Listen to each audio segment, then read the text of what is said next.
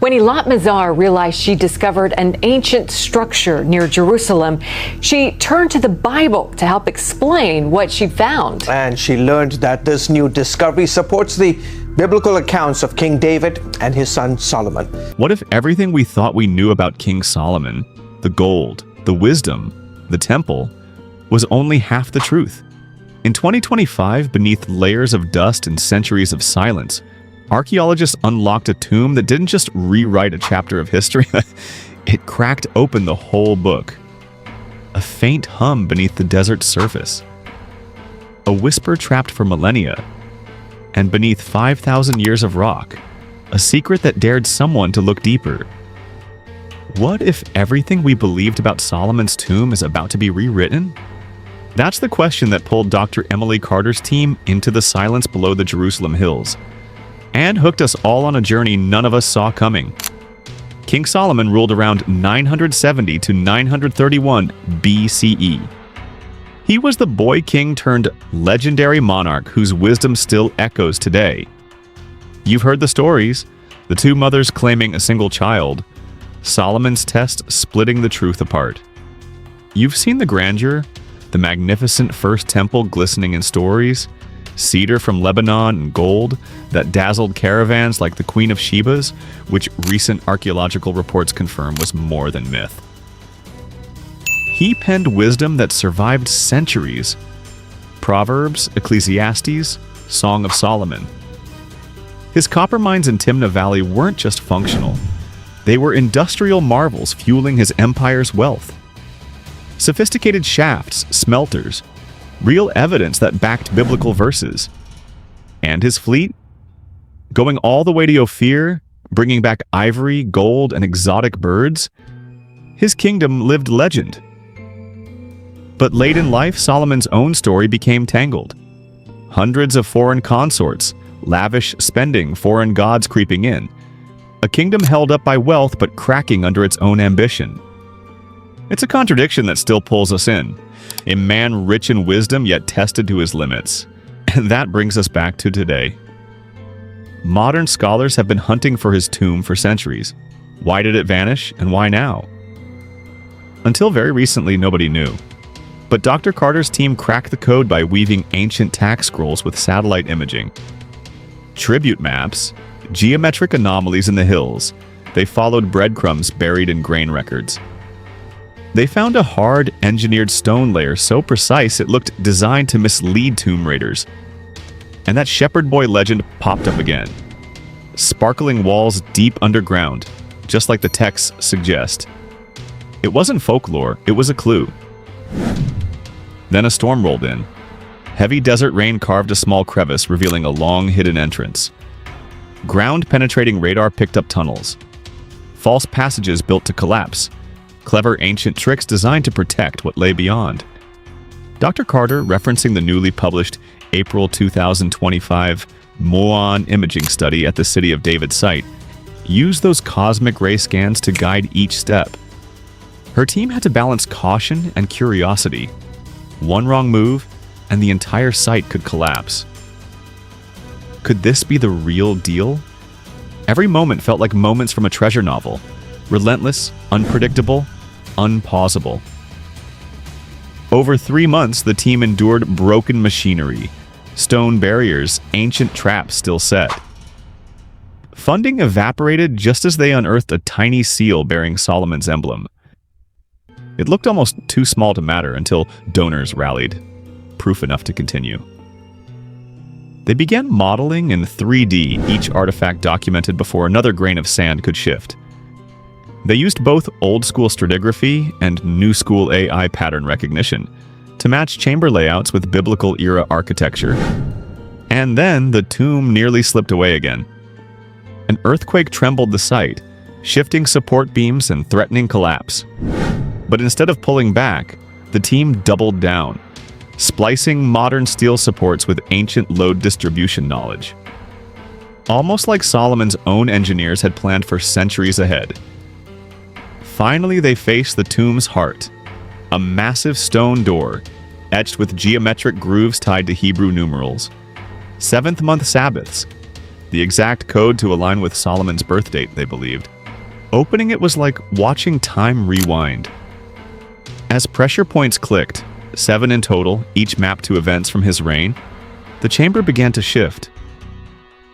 What's behind this door? It took 3 days of synchronized pressure. 3 teams, 3 shifts, all tracing their moves with laser precision. 1 slip, 1 missing sequence, and falling debris would have sealed the tomb forever. But then, gears groaned. Light spilled in. After 5,000 years, the air exhaled dusty history. Conservationists rushed in to stabilize humidity, oxygen, and temperature, knowing well that even a breath could undo centuries of preservation. Inside the corridor, walls wore cryptic symbols. Hebrew letters, numeric riddles. It was designed as an intellectual labyrinth, a final test of worthiness. And at the end, they paused. Knives at ancient stones, hearts pounding. Because there, just beyond, awaited the secret Solomon carried with him into eternity. What unimaginable relics await discovery? We're standing at a moment that could reshape how we see Solomon, not only as a mythic figure, but as a real man who built an empire, faced contradictions, and engineered his own legacy down to the grave. Unlike any found in the first chamber, radiated mystery. It seemed the tomb had been designed in layers, each one deliberately more complex than the last. No one had prepared them for this moment, but their experience cracking the first lock suddenly made sense. They were now inside an intellectual labyrinth crafted by ancient minds. The moment the news reached universities and archaeological journals, it spread like wildfire. Experts around the world called this breakthrough a paradigm shift in burial archaeology. It wasn't just about opening a door, it was about uncovering the mindset of engineers from 3000 BCE. Dr. Carter's words echoed in every press release. We didn't just force entry, we started thinking like the builders. This wasn't hyperbole, it reflected an emotional bridge between our age and Solomon's era. Could a tomb teach us the worldview of a legendary king? That question gripped the world. Once the dust settled and as cameras and notebooks appeared, the team prepared to enter. Would they uncover relics that rewritten history? The silence was thick enough to cut as Dr. Carter took the lead. A hush fell as flashlights swept across the stone threshold. What lay beyond was like another universe, so perfectly preserved that the air felt frozen in time. The first chamber was illuminated by a celestial spectacle, thousands of golden flecks suspended in the dim light, each one glinting like a star in a midnight sky. Murals vibrantly intact portrayed Solomon's defining moments. Judgment scenes, diplomatic councils, even a meeting with the Queen of Sheba. The walls seemed to breathe, animated by stories etched in time. A massive golden throne took center stage, lion-headed armrests looming. The throne's cushion still bore the contour of its last occupant. It felt like stepping into a living memory rather than a tomb. Dr. Hughes examined the throne and noted an uncanny match to biblical descriptions. 6 steps, 12 lions, a literal embodiment of Scripture. And around the room stood ceremonial items, 7 brazen menorahs, pristine and shimmering, incense burners still faintly scented, somehow suspended in their last ritual purpose. But these artifacts weren't just relics. They were personal extensions of Solomon himself. On a small marble table lay Solomon's personal seal ring, engraved with a 6-pointed star.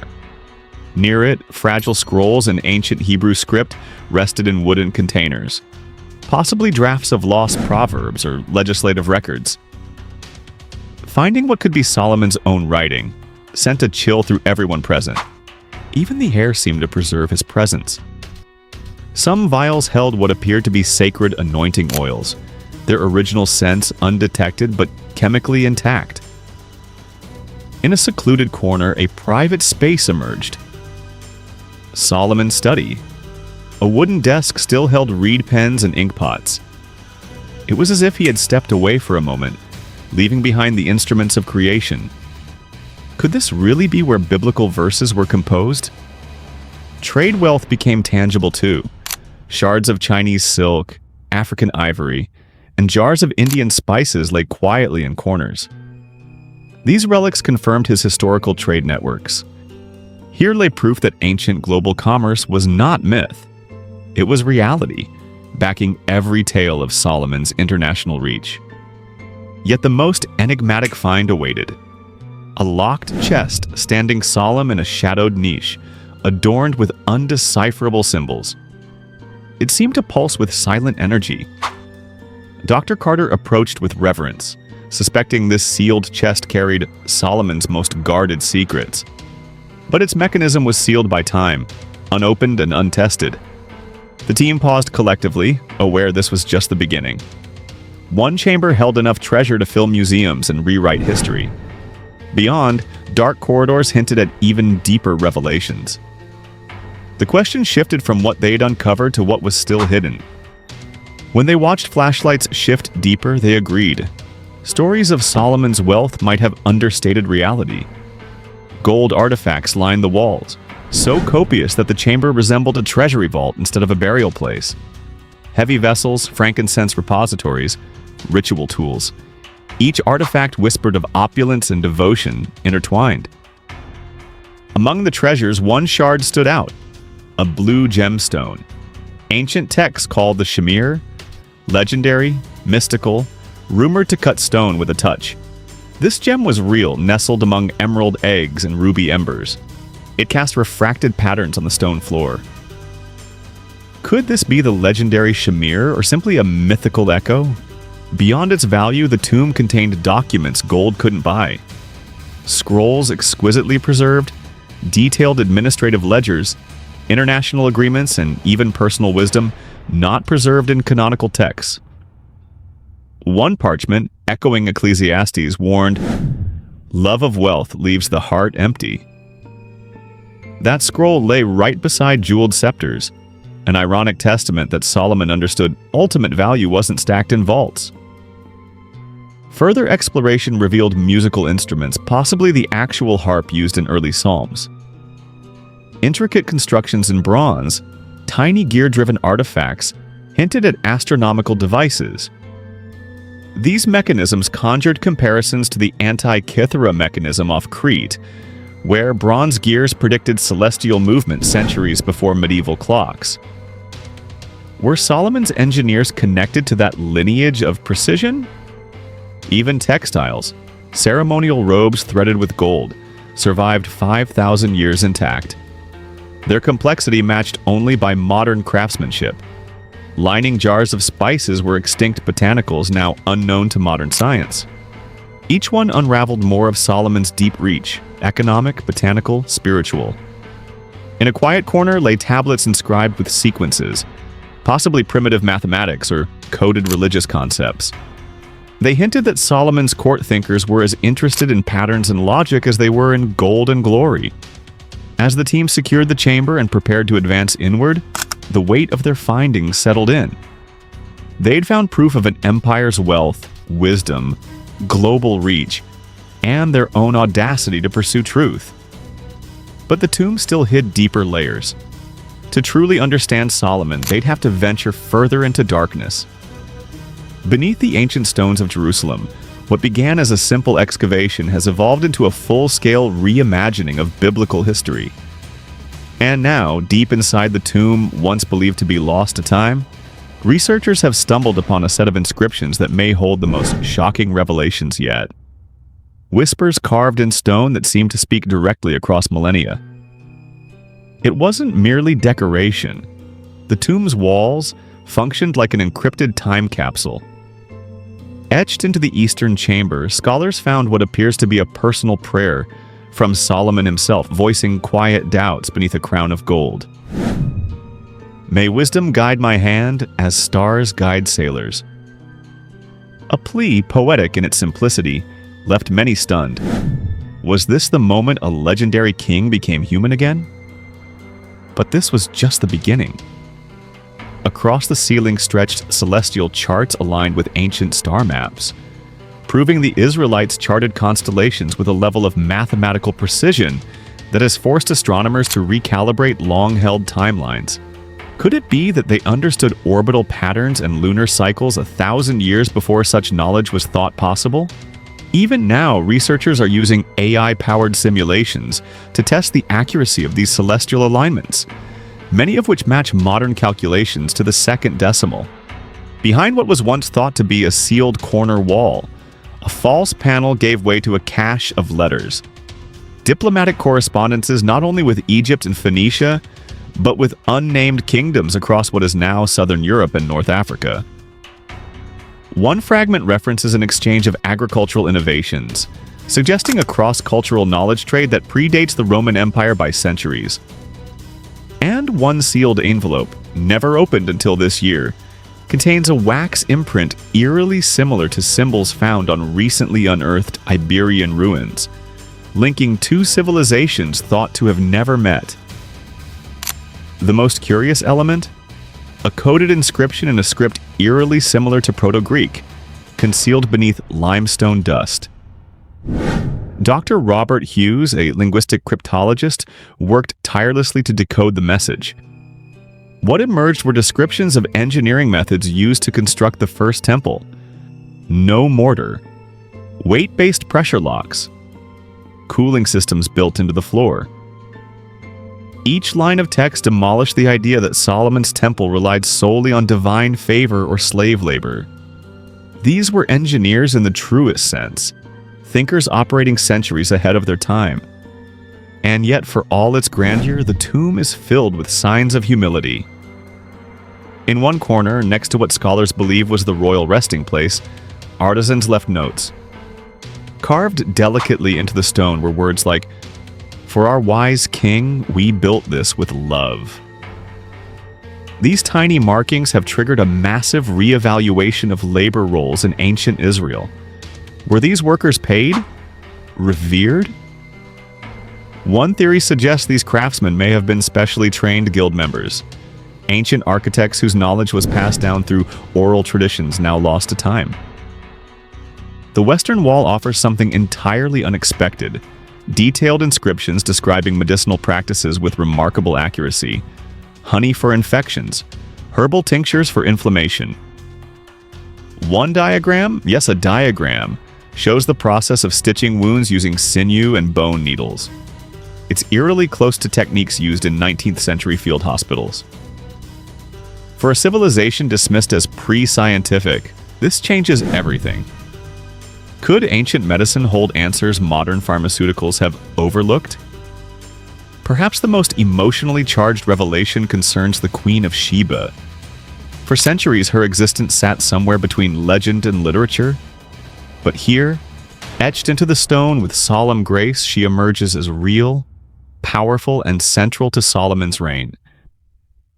Inscriptions describe her contributions to sustainable agriculture and water irrigation, a collaboration that made Solomon's lands bloom in arid conditions. Her depiction is not romantic, but equal, an intellectual force. How did the world forget her real legacy? And then came the melodies. Hidden beneath layers of soot on the tomb's northern arch were musical notations.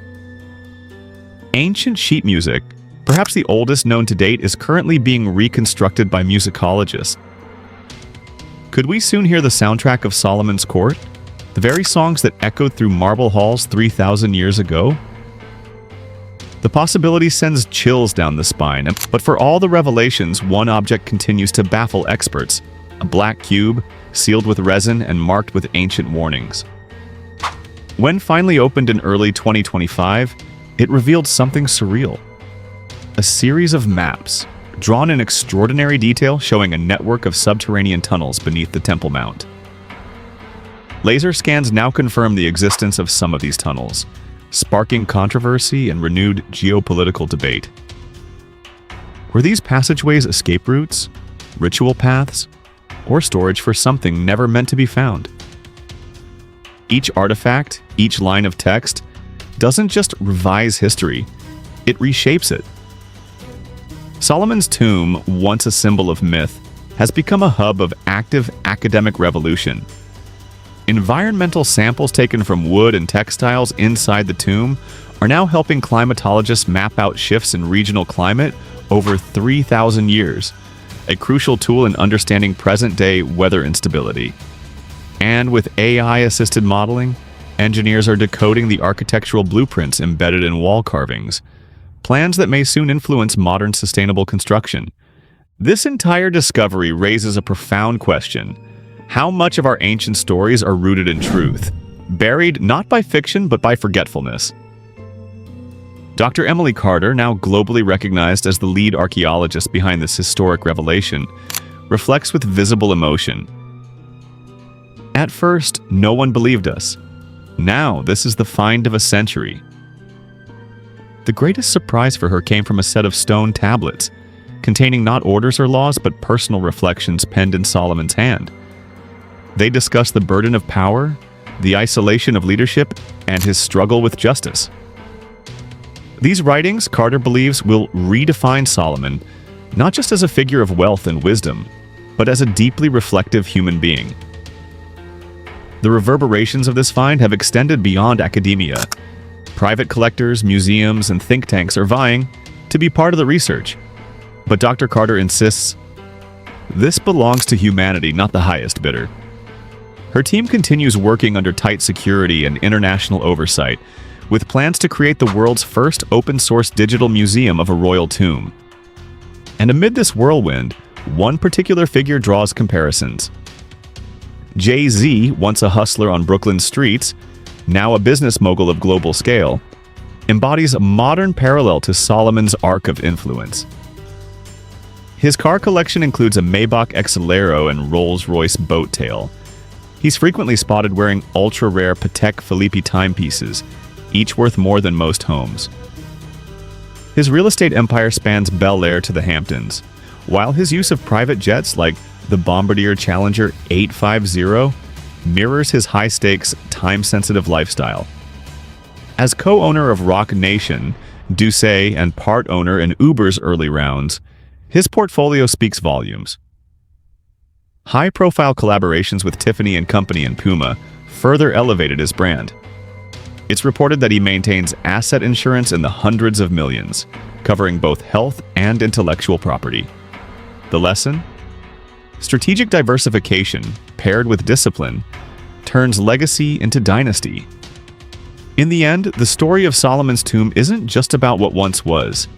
It's about what we choose to remember, what we've dared to forget, and what we still don't know. The past has opened its mouth and spoken, but are we truly listening? If this left you questioning everything you learned in school, you're not alone. Hit that like button if this blew your mind. Drop a comment with your favorite theory, and make sure to subscribe.